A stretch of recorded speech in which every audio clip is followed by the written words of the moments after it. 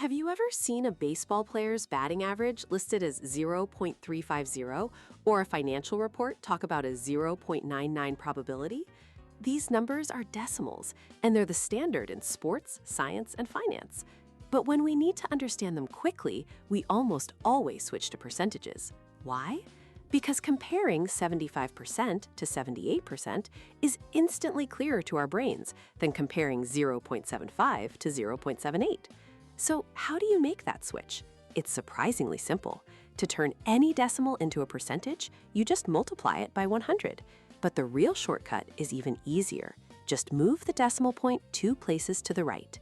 Take the decimal 0.52. Move the point twice. 1, 2. It becomes 52. Add a percent sign, and you have 52%. This works because percent literally means out of 100. Moving the decimal point is just a fast way of figuring out how many hundreds are in that number. But what about trickier decimals?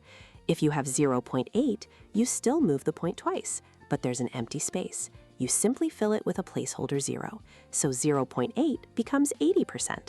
That's because 0.8 is the same thing as 0.80, or 80 hundredths. What if the decimal is longer, like 0.125? The rule doesn't change. Move the point 2 places to the right. You get 12.5. The answer is 12.5%. A percentage can absolutely have a decimal in it. And if a number is bigger than 1, like 1.5, the rule still applies. Move the point 2 places, add a 0, and you get 150%. This just means you have more than one whole thing. And to go backwards, from a percentage back to a decimal for a calculation, you just do the opposite.